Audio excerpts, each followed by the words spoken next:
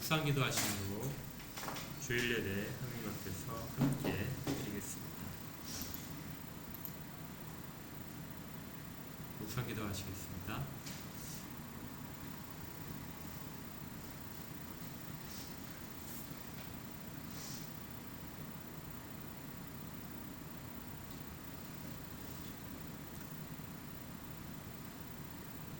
삼위일체 하나님의 크심과 능하심을 찬양합니다. 모든 입술을 동원하여 영원히 주 앞에 찬양을 드리오니 저희들이 찬양을 받으시고 영광 가운데 임재하여 주시옵소서. 오로지 주님만이 이 자리의 주인 되심을 고백하는 모두가 되도록 하시고 약속하신 주의 백성에 대한 복들이 풍성히 임하도록 인도하여 주시옵소서. 예수 그리스도 이름으로 기도합니다. 아멘. 코로나 상황 때문에 우리 찬양을 하지 않고 있어요. 바로 신앙 고백하겠습니다. 사도신경으로 신앙을 같이 고백하겠습니다. 성경책의 제일 앞에 있는 부분을 함께 읽으시면 됩니다. 사도신경입니다. 시작. 전능하사 천지를 만드신 하나님 아버지를 믿사오며 그 외아들 우리 주 예수 그리스도를 믿사오니 이는 성령을 인자하사 무정령 마리아에게 나시고 본디오 빌라도에게 고난을 받으사 십자가에 못 박혀 죽으시고 장사한 지 사흘 만에 죽은 자 가운데서 다시 살아나시며 하늘에 오르사 전능하신 하나님 우편에 앉아 계시다가 저리로서 산 자와 죽은 자를 심판하러 오시리라. 성령을 믿사오며 거룩한 공예와 성도가 서로 교통하는 것과 죄를 사하여 주시는 것과 몸이 다시 사는 것과 영원히 사는 것을 믿사옵나이다. 아멘. 함께 기도하겠습니다. 하나님 감사하고 주 앞에 저희들이 사랑을 고백합니다. 하나님께서 저희를 늘 보호하시고 그 사랑 가운데서 인도하시고 또 모든 장애물 가운데서도 저희들의 발을 굳건하게 하셔서 마른 땅을 찾아 걷게 하시고 또 세상의 풍파 속에서도 쓰러지지 않고 굳건히 서도록 믿음도 허락하심을 감사드립니다. 오늘도 주의 백성이 주의 앞에서 이러한 모든 내용들을 기억하며 찬양을 합니다. 주님, 저희들의 입술의 고백들을 받으시고 하나님께만 영광이 되도록 도와주시옵소서. 인생 가운데 하나님께서 베푸신 모든 일들을 하나하나 기억할 때 앞으로 저희들의 남은 인생 가운데서도 같은 은혜들이 풍성해질 것을 믿습니다. 하나님, 부디 저희들 가운데 은혜를 거두지 마시고 늘 성령 충만하러 이렇게 인도하여 주시옵소서. 특별히 이 시간에 주 앞에 드리는 모든 저희들의 고백들과 마음들이 하나님 앞에 상달되기를 원하오니 주님 받아 주시고 큰 은혜를 더하여 주시옵소서. 저희들에게 가정들을 허락하셨사오니 이 가정들 가운데 복을 허락하여 주시옵소서. 무엇보다도 가장 큰 인생의 복인 하나님을 알게 하시고 하나님이 얼마나 크시고 우리 가운데 주인 되신가를 깨달아 하는 귀한 지식들을 갖게 하여 주시옵소서. 그리고 이 지식을 바탕으로 저희들의 인생의 모습들이 하나님을 향하여 서도록 하시고 하나님의 은혜 가운데 있음을 깨달아 겸손으로 살도록 하옵소서. 자녀들 위하여 기도하는 기도들의 간구를 들으시고 믿음을 더하여 주시옵소서. 현재까지 믿음이 없는 자녀가 있다면 믿음을 주시기를 구합니다. 그들의 인생 가운데 가장 큰 복인 하나님을 믿는 복들이 있게 하시고 모든 가족들 가운데 사랑만이 넘치도록 인도하여 주시옵소서. 육체의 약함 때문에 주 앞에 특별히 구하는 것들이 있습니다. 약한 모든 부분들에 주님 손을 얹으시고 그 가운데 치료의 역사들이 일어나도록 인도하여 주시옵소서. 세포들이 강건해지고 제 기능들을 할 수 있게 하시고 약해진 뼈와 근육들과 모든 마디마디의 신경들이 다 살아나도록 도와주시옵소서. 그래서 주께서 맡기신 이 땅의 삶 가운데 정말 활력 있게 살아가도록 도와주시옵소서. 또한 경제적인 어려움으로 인하여 주 앞에 구하는 기도들이 있사오니 하나님 풍성함을 허락하여 주시옵소서. 주 앞에서 기도하는 것들이 주의 마음에 합당한 것이라면 속히 그 결과들을 보게 하시고 어려움 가운데 있는 모든 영혼들이 회복되도록 도와주시옵소서. 관계 때문에 상처받은 영혼들이 있다면 그 영혼들의 깊은 상처 자국들이 다 메워지도록 우리 주님의 피로 덮여지도록 그렇게 인도하시고 용서가 더 풍성해지도록 하시고 서로가 서로에 대한 배려들이 더 깊어지게 하여 주시옵소서. 믿는 자들을 모여서 교회를 이루게 하셨사오니 교회 가운데 하나님의 말씀만이 드러나게 하시고 말씀을 통하여 각 영혼들이 살아나게 하셔서 하나님의 백성이 세상 가운데 어떻게 서야 되는지를 잘 보여주는 성도가 되도록 인도하여 주시옵소서. 이를 위하여 전하는 자와 듣는 자들이 모두 다 언제나 주 앞에 겸손하게 하시고 하나된 마음으로 서로가 서로를 위하여 간구하는 기도가 끊어지지 않도록 하시며 이 일들이 증거가 되어 안뜨키나 세상 가운데서 하나님의 터전을 잘 세워가는 든든한 반석이 되도록 인도하여 주시옵소서. 주의 말씀을 들고 모든 곳에 있는 주의 종들을 기억하시고 말씀이 전해지는 곳곳마다 생명들을 살리시며 특별한 능력들을 허락하셔서 그들을 통하여 어둠이 물러나도록 인도하여 주시옵소서. 이 땅 가운데 코로나로 인한 어려움들이 쉽게 풀리지 않고 있습니다. 하나님 길을 보여주시고 주께서 이 가운데 행하시는 뜻들을 발견하게 하시며 겸손하게 모든 자들이 위정자를 포함한 모든 자들과 교회들도 주 앞에 무릎 꿇고 간구하도록 인도하여 주시옵소서. 정치가들을 기억하셔서 그들이 싸움 대신에 서로 살아가는 일들과 백성들의 마음들을 헤아리는 일들 가운데 지혜를 갖도록 도와주시옵소서. 오늘도 주의 말씀을 받습니다. 말씀 가운데서 저희들이 순전하게 서도록 인도하시고 하나님의 말씀이 저희들의 신비 가운데 새겨져서 삶에서의 자랑이 되도록 인도하여 주시옵소서. 온전히 주께서 주장하실 것을 믿습니다. 예수 그리스도 이름으로 기도합니다. 아멘. 하나님의 말씀을 받도록 하겠습니다.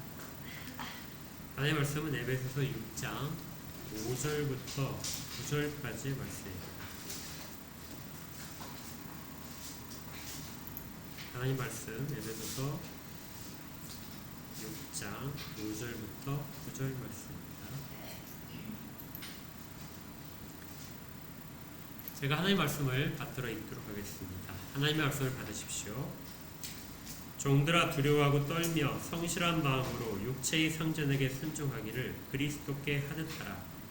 눈 가림만 하여 사람을 기쁘게 하는 자처럼 하지 말고 그리스도의 종들처럼 마음으로 하나님의 뜻을 행하고 기쁜 마음으로 섬기기를 주께 하듯 하고 사람들에게 하듯 하지 말라. 이는 각 사람이 무슨 선을 행하든지 종이나 자유인이나 주께로부터 그대로 받을 줄을 알미라. 상전들아 너희도 그들에게 이와 같이 하고 위협을 그치라. 이는 그들과 너희의 상전이 하늘에 계시고 그에게는 사람을 임으로 취하는 일이 없는 줄 너희가 알미라. 아멘.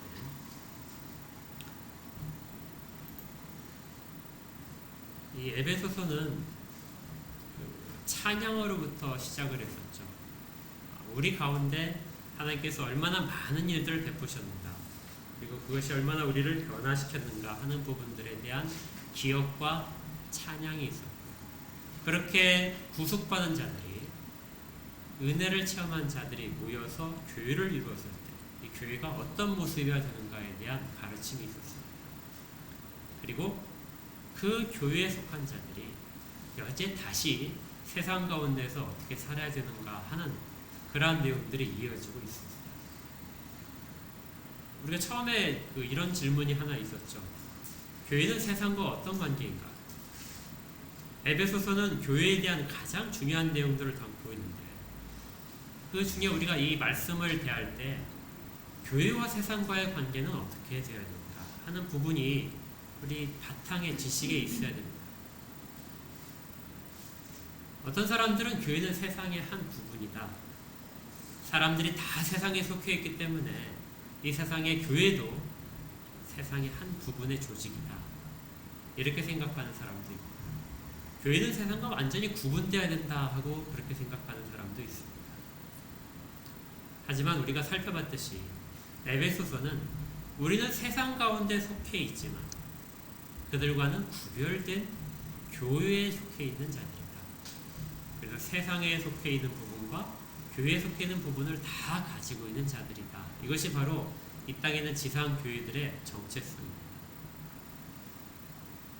그래서 우리는 세상의 가치관과 그리고 기독교의 가치관 사이에서 둘 가운데 선택을 하는 그런 경우도 생기게 되고, 그리고 또 적절히 조화를 이루어야 될 그런 사명도 가지고 있습니다. 교회에 있는 그 공동체에서 우리가 관계 속에서 이루어지는 그 중요한 그 단어가 있다면 형제라고 했었죠. 형제를 사랑하는 것. 이것이 교회 속에서 있는 것이라면, 그러면 성도들이 세상 가운데서 맞이할 수 있는, 세상에 속해서 맞을 수 있는 세 가지의 중요한 관계들이 있다. 첫 번째가 아내와 남편의 관계였습니다.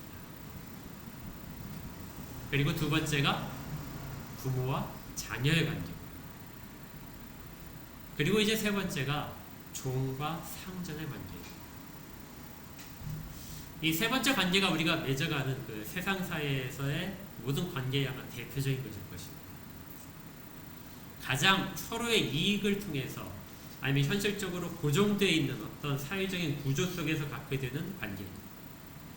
여기에 종이라고 이름 붙여져 있는, 그 종과 상전이라는 관계 속에 이름 붙여진 이 관계는 사실 현대적으로 따지면은 어떤 직장 상사와 부하 직원의 관계,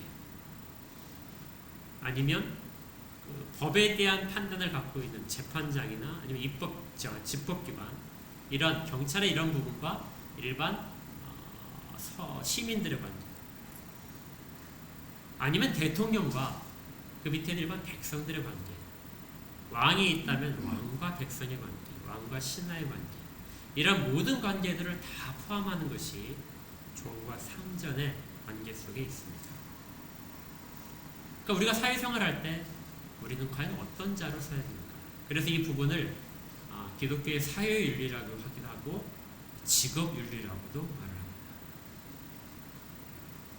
그런데 이제 바울이 이 직업윤리에 대해서 말을 할 때 우리가 오늘 이 말씀을 그대로 받기에는 우리 가운데 상당히 거부감이 들 테고, 그리고 또 질문도 많이 생길 것입니다. 그리고 말씀이 그대로 우리 가운데 들어오기도 약간 어려운 점들이 있을 것입니다. 이런 부분에 있어서 우리가 먼저 순전하게 말씀 앞에 다 서기를 원합니다. 먼저 바울이 지금 이 관계 속에서 그 대표성을 가지고 선택한 것이 종과 상전의 관계입니다. 여기에서의 종은 둘로스라고 해서 노예를 말합니다.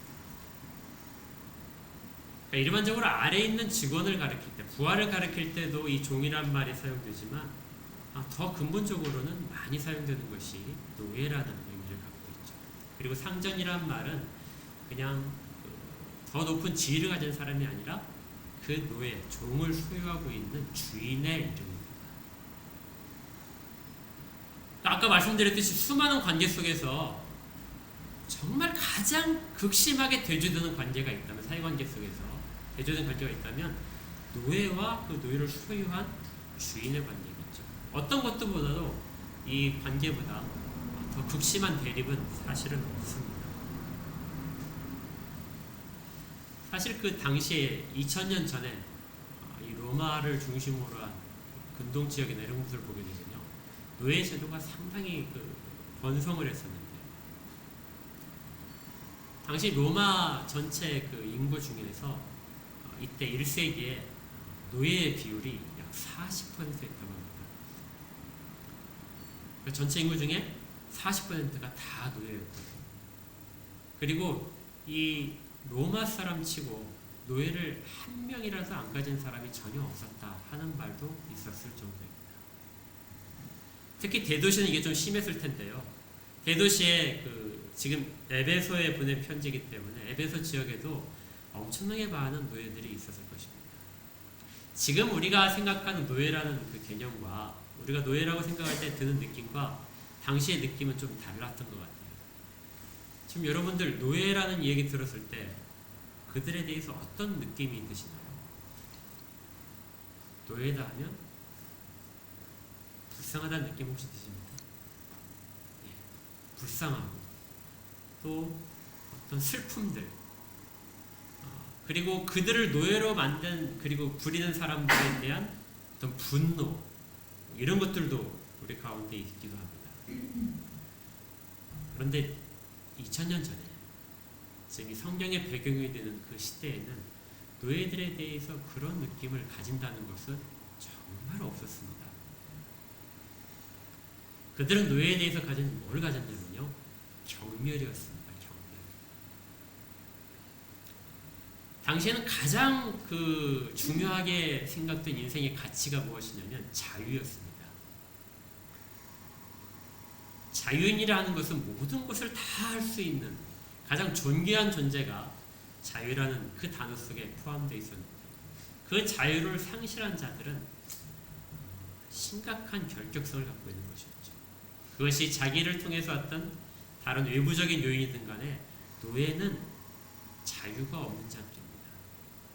그래서 화면에 보시면 이 세계에 지금 에베소서 이 편지가 전해지고 나서 적어도 100년 그 후에 노예제도에 대한 반성이 있었는데 로마에 2세기에 가이우스의 제도집이라는 로마의 문서입니다.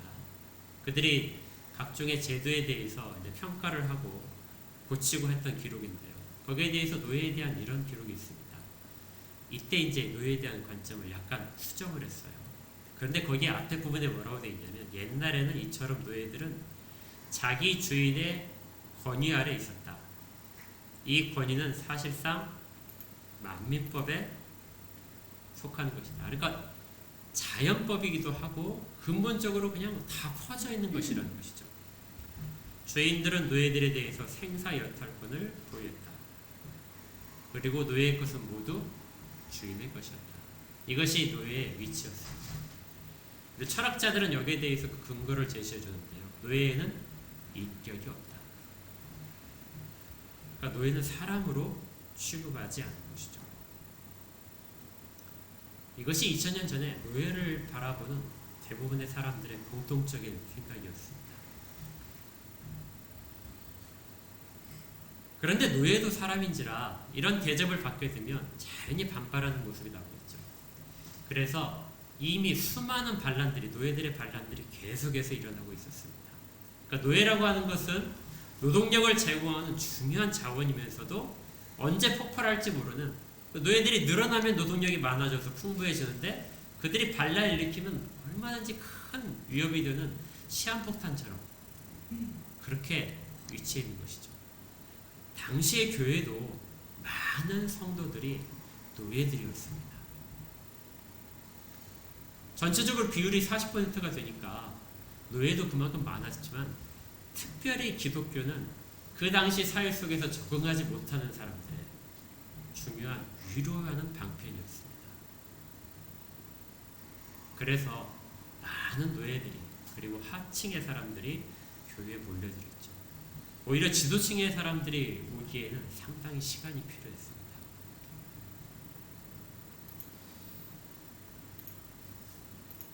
이런 상황 속에서 에베소에 있는 노예들에게 그리고 그들을 부리는 주인들에게 교회 속에서 어떤 자세로 서로가 만나야 될까? 그리고 종들은 그러한 사회 속에서 어떻게 살아야 되는가 하는 것을 전한 것이 바로 오늘 본문이 종들아 상전들아 하고 부르면서 권면하는 내용입니다. 먼저 바울은 그들에게 너희들이 어떤 평등하게 이 사회를 바꿔야 된다. 이러한 신분적인 차이, 노예와 주인이라는 신분적인 차이가 하나님의 뜻과 전혀 일치하지 않는다. 사회를 완전히 혁명처럼 바꿔야 된다. 이렇게 말을 하지 않습니다. 가장 먼저 말한 것이 뭐냐면요. 5절에 있는데요. 뭐라고 하죠? 처음에 종들아 두려워하고 떨며 성실한 마음으로 육체의 상전에게 순종하라. 두려워하고 떤다는 이 단어가 사실은 공포감입니다. 그러니까 주인에게 뭐를 가지라고요? 주인을 대할 때마다 두려워해라.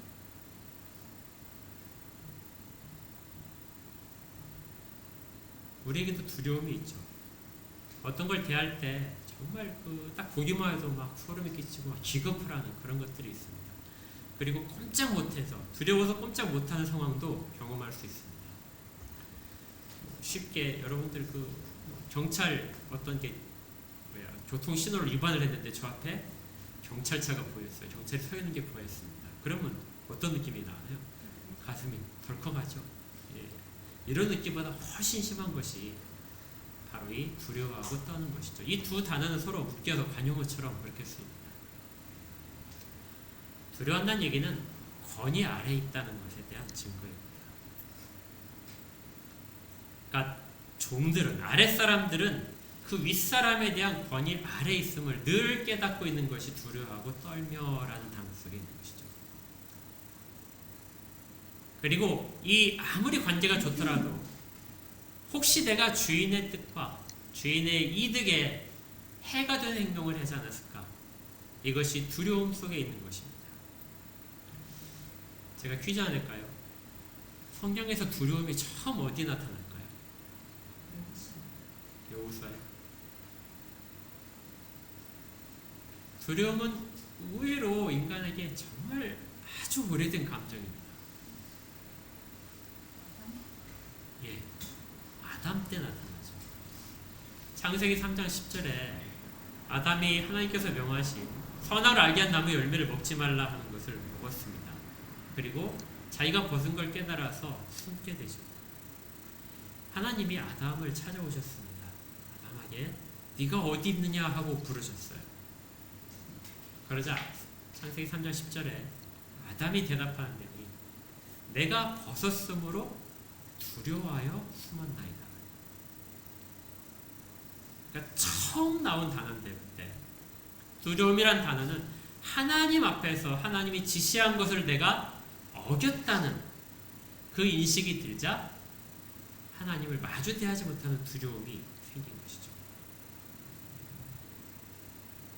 여기 종들의 자세에서 종들이 주인 앞에서 두려워 떨며라는 이 자세를 가져야 된다 하는 것은 주인이 요구한 것에 대해서 내가 그것을 따르지 못할 때 그리고 그것을 지키지 못했을 때 그때 드는 내게 큰 보복이 따르거나 큰 질책이 따를 것에 대한 예감입니다.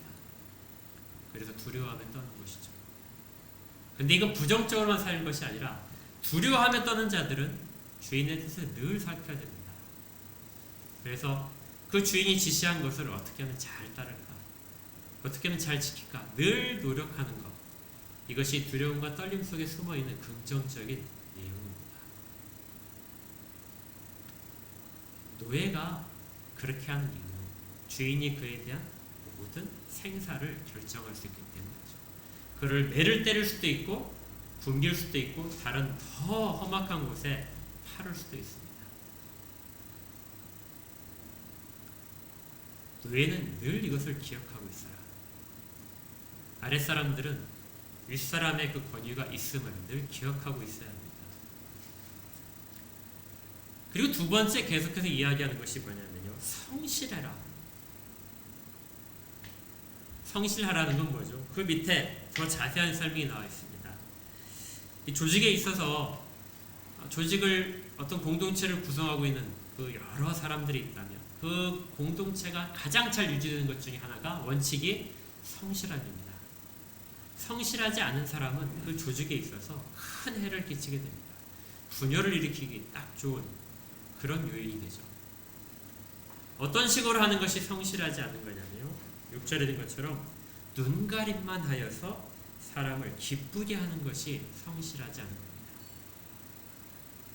그러니까 주인이 볼 때는 열심히 하는 것처럼 하고 주인이 보지 않을 때는 마음껏 주인의 일들을 저버리고 자기의 기쁨을 위해서 하는 것들, 이건 성실한 것이 아니죠. 자기의 유익을 위해서 무엇인가를 하고 있고 주인의 유익은 자기의 관심이 아니라면 이것도 역시 성실한 것이 아닙니다. 성실함이란 처음과 나중에 늘 한결같은 것이죠. 우리가 이런 예를 성경에서, 구약에서 요셉의 이야기 속에서 볼 수 있습니다. 요셉은 노예로 팔려갔는데요. 노예로 팔려간 그 집에서 가장 성실한 모습의 표본으로서 그 자리에 서 있었습니다. 주인의 일들을 정말 성실하게 잘했고 책임과 함께해서 그 주인이 그에게 모든 것들을 다 맡길 정도였죠. 그래서 보디발의 아내가 유혹했을 때도 그 일이 주인에게 해로운 일이라는 걸 알기에 그 일을 벗어날 수 있었습니다. 이처럼 눈 가림만 해서 속일 수 있다고 생각하면서 하는 것들은 종의 자세가 아니다. 너희들은 그렇게 행해야 된다는 것이죠.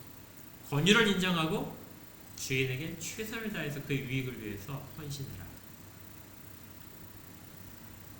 그리고 7절에 보니까 기쁜 마음으로 섬겨라. 그 일을 억지로 하지 말고 기쁘게 해라.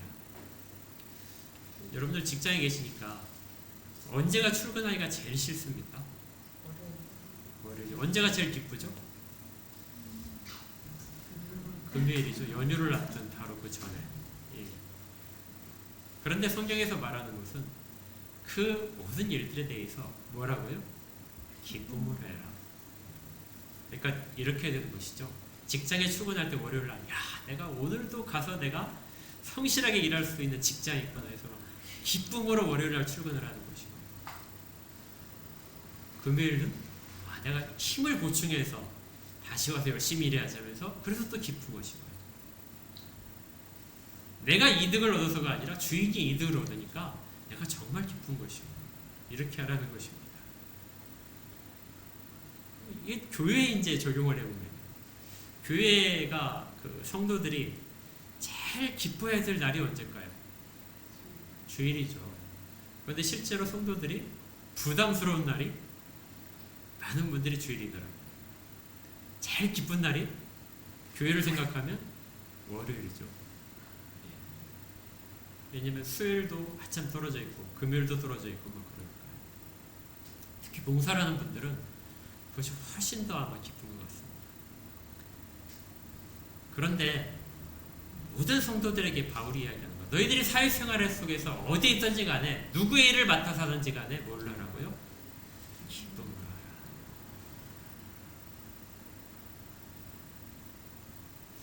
이것은 모든 자들이 자기가 맡은 일을 해야 될 직업 윤리입니다. 바울이 이야기한 직업 윤리는요, 너희들이 권위 아래 있다는 것을 인정하라. 두 번째는 그 일을 성실하게 하라. 눈속임처럼 누가 알아주는지 알아주지 않으니까 성실하게 하라. 세 번째는 기쁨으로 하라. 그래서 우리가 직업 소명서에서 이 세 가지를 매우 강조하게 됩니다. 그런데 이렇게 우리가 열심히 하더라도 세상이 알아주나요? 주인이 알아줄까요? 그 주인이 가장 기뻐하는 말이 뭔지 아십니까? 자기 종이 열심히 일을 해서 좋은 성과를 거두는 거예요? 절대 아니랍니다. 주인이 가장 좋아하는 것은 자기에게 아첨하는 말이랍니다. 자기를 칭찬해주고 자기를 계속 높이고 자기만 위하는 것처럼 하는 것이 가장 주인이 기뻐하는 일입니다. 실제로 왕이 되었을 때 왕이 간신들을 피할 수 없는 것이, 그것이 왕은 항상 자기 옆에서 자기를 칭찬해준 말을 따라가기 쉽다는 것이죠. 그 일을 간신들이 하는 것입니다. 그래서 우리가 이렇게 열심히 성경에 기록된 대로 바울 사도가 권면한 것처럼 그렇게 한다 할지라도 우리에게 적절한 보상이 따라오지 않을 수 있습니다. 왜냐하면 이 상전들은 어떤 상전이냐면요, 다시 5절을 보시면요, 육체의 상전이기 때문에 그렇습니다. 우리가 직장에서 맞이하는 우리보다 높은 높은 직급의 사람들은 다 육체의 상전일 뿐입니다. 이 땅 가운데서 우리가 살아갈 동안에 맞이할 수 있는 질서 속의 사람이고 그들은 역시 부족하기 때문에 그들은 잘못된 판단을 하고 그리고 자기들 잘못된 결정을 통해서 성실하게 하나님의 백성들이 이른다 할지라도 인정을 해주지 않을 경우도 생깁니다.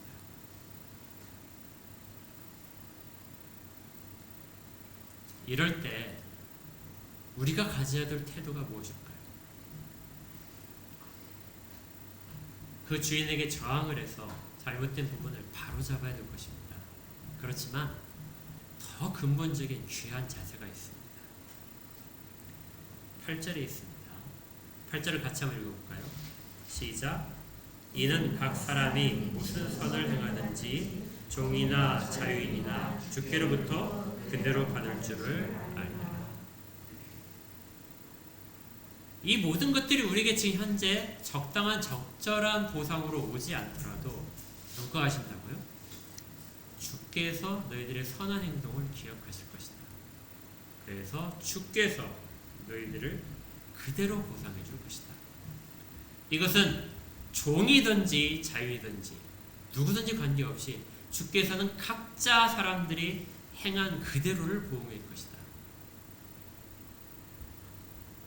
그래서 그리스도인들은 누구로부터 받는 것을 더 소망하냐면요, 주인이나 상사로부터 인정받는 것보다 하나님으로부터 인정받는 것, 우리 주 예수 그리스도로부터 인정받는 것이 가장 크게 소망되는 바입니다. 아무도 알아주지 않았을 때 그래도 그 일을 성실하게 하는 것, 그 일을 기쁘게 감당하는 것은 주께서 갚으시기 때문에 그렇죠. 우리가 사회생활에서 담당하고 있는 직무들은 사실은 전혀 세상에 필요 없는 것들이 아니라 세상을 윤택하고 지탱하는 한 부속에 있습니다.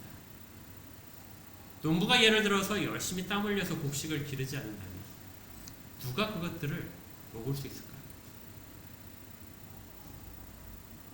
가축을 기르는 사람들이 성실하게 기르지 않는다면, 그들을 건강하고 그들이 병 없고 어떤 약품을 써서 기르지 않고 정직하게 기르지 않는다면 사람들이 어떻게 믿고 먹을 수 있을까요? 공무원들이 그 자리에서 성실하게 한다면 사람들에게 복지 혜택이 어떻게 들어가고 교육이 어떻게 이루어질 수 있을까요? 우리는 하나님께서 이 땅 가운데 섭리하고 계시는 작은 부분에 지나지 않지만 그 일을 통하여 하나님은 세상을 이루어 가시고 운영해 가십니다. 그래서 우리는 이 일을 함에 있어서 그것이 정말 하나님의 말씀에 어긋나는 일이 아니라면 권위를 인정하고 권위 속에서 우리의 최선을 다하고 그를 통해서 우리가 또 기뻐함을 누리는 이러한 일들이 있어야 되는 것이죠. 그런데 이 모든 일들을 여기에 또 다른 제한이 있습니다. 누구나가 다 이렇게 해야 되는데 성도들이라면 하나의 제한이 더 있죠. 그것이 죽게 하듯 하라는 것입니다. 상전은 육체의 상전이기 때문에 그가 잘못될 수도 있고 또 그가 이교 돌아서 기독교를 박해하는 사람일 수도 있습니다. 이런 모든 종류의 사람들이 다 상전으로 있을 수 있는데 그래도 그 가운데서 모든 그리스도인들이라면 죽게 하는 그렇게 최선을 다하는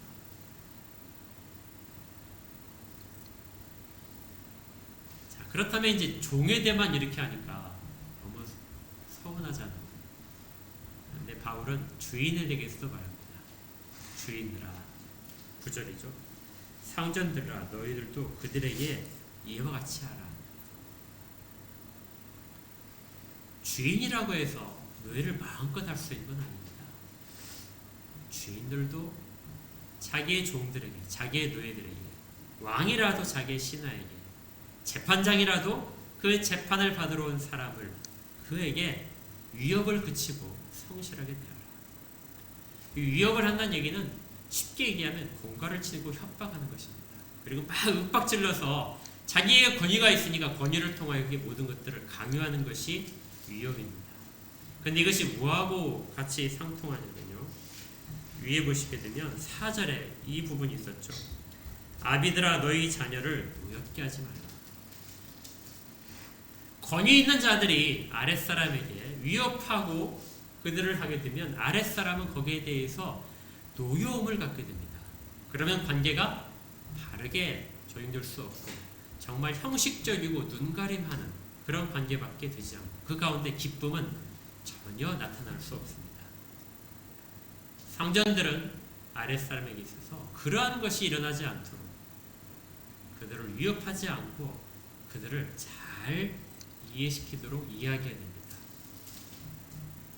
그래서 5절에 종들이 육체의 상전에게 순종하라는 이 말은 바로 위에 있는 자녀들아 주 안에서 너희 부모에게 순종하라 하는 이 단어와 똑같습니다.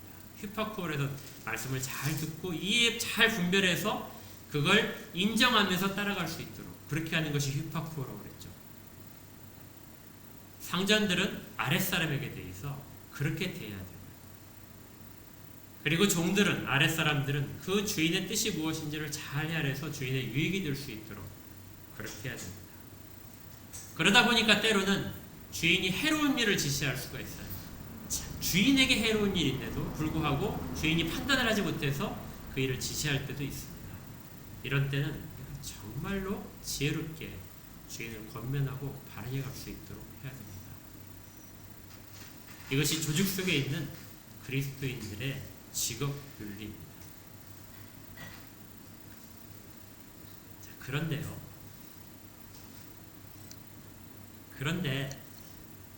여전히 우리 가운데 불만이 남아 있을 수 있습니다. 그렇다면 기독교는 사회 체제를 유지시켜 주는데 정말 도움이 됩니다. 기독교가 있다면 사회에 무슨 정치적인 변화는 전혀 이루어질 수 없는 것처럼 보입니다. 그렇죠? 상전들에게 순종하게 되면 왕이 어떤 일을 잘못하더라도 거기에 대해서 왕 아래서의 권위 가운데 있어야 되니까 체제를 유지하는데 기독교가 마치 동원될 수 있는 듯한 그런 느낌을 받습니다. 또 하나의 불만은요. 왜 많은데 이렇게 권면을 받아서 행해야 될 사람들이 많은데 왜 약자에 속하는 아내에게 먼저 이야기하고 남편에게는 별로 말을 하지 않습니다. 남편에도 말을 했지만 그 내용은 왜 적은가? 부모와 자녀 사이에서 약자에 속한 것은 자녀인데 자녀에 대해서는 바울이 많이 권면하고 부모에 대해서는 딱 한마디밖에 없는가? 여긴 더 심하죠. 종들에 대해서는 아주 정말 구체적으로 이렇게 하라고 말하는데 왜 상전들에 대해서는 니들도 그렇게 해. 이렇게 단순하게 말하고 맙니다. 기독교는 약자들에 대해서는 훨씬 많이 권면하고 권위를 가진 자들에게는 별로 권위를 하지 않는, 권면하지 않는 것처럼 그렇게 보이기도 합니다. 이런 일들에 대해서 우리가 어떻게 가져야 될까요? 저도 이 부분이 정말 여러분에게 전달하기 어렵고 저도 어떤 체계를 잡기 힘들어서 많은 고민을 하고 이 부분을 어떻게 전할지 그래 기도도 많이 하고 있었습니다. 그래서 발견한 것이 두 가지입니다. 첫 번째는 하나님은 일반 세상의 역사를 섭리하고 계시면서 그 가운데 교회가 속해 있도록 하셨다는 것을 다시 발견하게 됐습니다. 그러니까 우리는 우리를 통하여 세상의 역사가 바뀌고 진행되기를 원하는데요. 그런데 하나님은 우리만의 하나님이 아니라 이 세상 역사를 주관하시는 모든 자들의 하나님이십니다. 그래서 역사적인 체제, 왕조가 바뀌는 것, 그 다음에 국가가 흥망을 거듭하는 것들이 하나님의 섭리 가운데 다 있는 것이고 우리 각자는 그 가운데서 하나님이 그들을 변화시키는 데 사용될 수도 있고 유지하는 데 사용하시는 부분도 있습니다. 각자 세워놓은 자리가 다 다르다는 것이죠. 그 가운데서 주의 뜻에 맞추어서 가장 성실하게 사는 것이 각자에게 위치가 주어진 그 일에서의 하나님께 충성하는 일인 것입니다. 이스라엘 백성들이 역사의 주인인 것 같지만 실제 역사는 그들 주변의 국가들 바벨론, 아수르 이러한 헬라 제국, 로마 제국 이러한 변화들 속에서 유대 민족은 마치 풍랑 속에 있는 그 작은 배처럼 그렇게 이리저리 흔들려가는 것이죠. 그래서 역사 속에서 매우 초라해 보이지만 실제 내용에 있어서는 역사를 변혁시키는 가장 큰 힘은 그 가운데, 유대민족 가운데 나왔던 것이죠. 우리가 변화시킬 수 없는 부분들이 얼마든지 있습니다. 우리가 조직을 다 바꿀 수 없습니다. 그런데 그 조직 속에서 우리가 주의 뜻 가운데 있음을 보여줄 수 있죠. 그것이 우리에게 주어지신 사명인 것입니다. 두 번째 깨달은 것은 왜 정말 약자들에게만 이렇게 하는가? 강한 자들을 변화시키면 약자들은 자연스럽게 변화될 텐데 왜 하나님께서는, 우리 주님께서는 바울을 통하여 약자들에게만 권면하시는가? 이 답은 참 발견하기 어렵더라고요. 그런데 기도 끝에 이런 생각이 들었습니다. 이게 정답이 아닐 수도 있는데 지금까지 제가 발견한 하나님의 뜻은 하나님이 권면하는 자들은 하나님이 사랑하시는 자라는 겁니다. 하나님은 상전들보다 종들을 더 사랑하시는 겁니다. 상전들이 하나님의 뜻에 순종하기보다 종들이 하나님 뜻에 순종할 수 있기가 더 가깝다는 걸 깨달았습니다.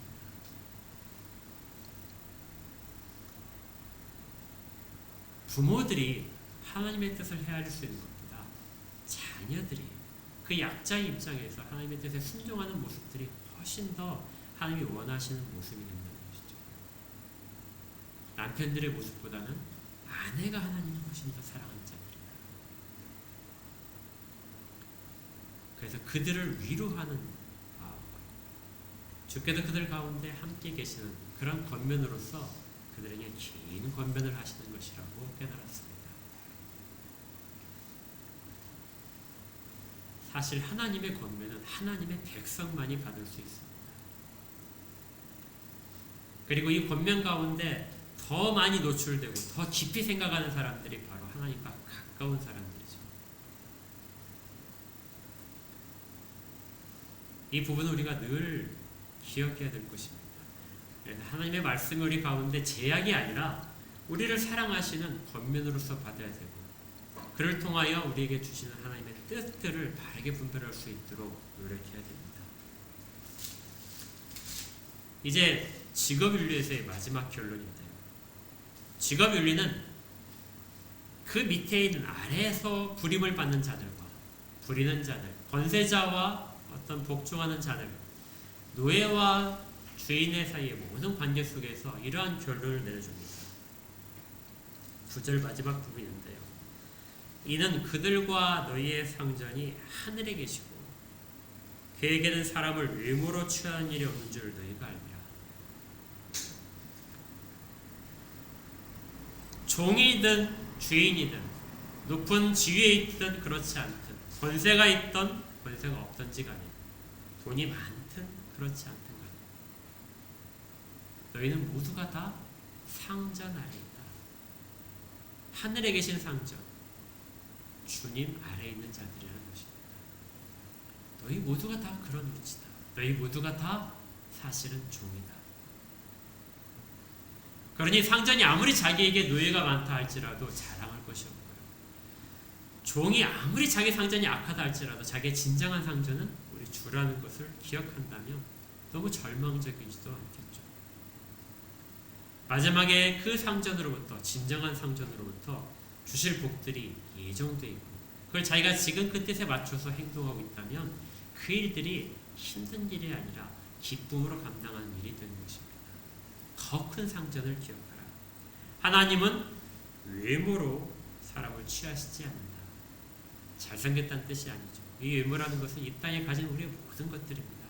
재산, 지식, 지위, 하다못해 이 땅 가운데 있는 교회 가운데 있는 목사와 성도 이런 모든 것까지도 다 하나님은 그걸로 사람들을 취하지 않습니다.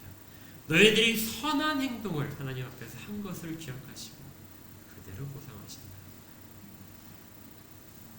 이 일을 우리가 다 기억해야 합니다. 이것이 교회가 세상 속에 서 있는 위치이고 하나님의 뜻을 세상 가운데 보여주는 그러한 방편입니다.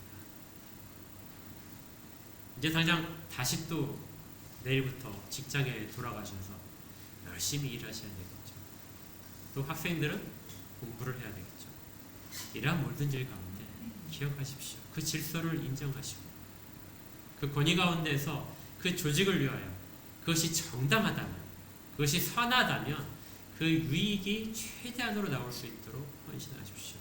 성실하게 하시고 사람들이 알아주기를 기대하지 마시고 하나님이 이 가운데 나를 보고 계신다는 생각으로 우리 다 같이 직장 가운데서 서야 될 것입니다. 그리고 기쁨으로 그 가운데 있어야 될 것입니다. 이러한 권면은 사랑하시는 자에게만 주십니다. 사랑하시기 때문에 이렇게 권면하십니다. 너희가 나를 보여줄 수 있어.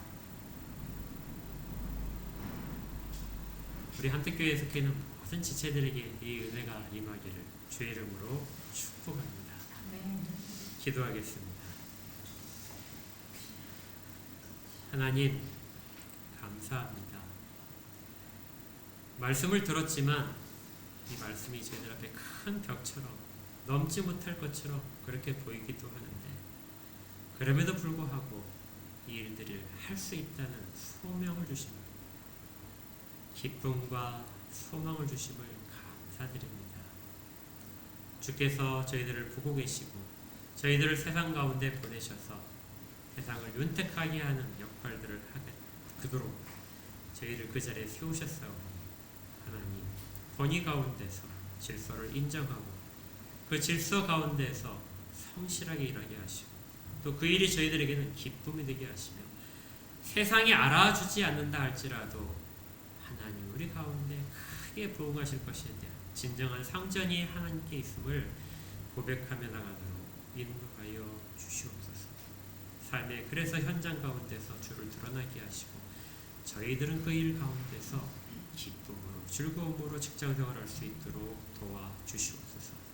예수 그리스도 이름으로 축복하며 기도합니다. 바로 환상하도록 하겠습니다.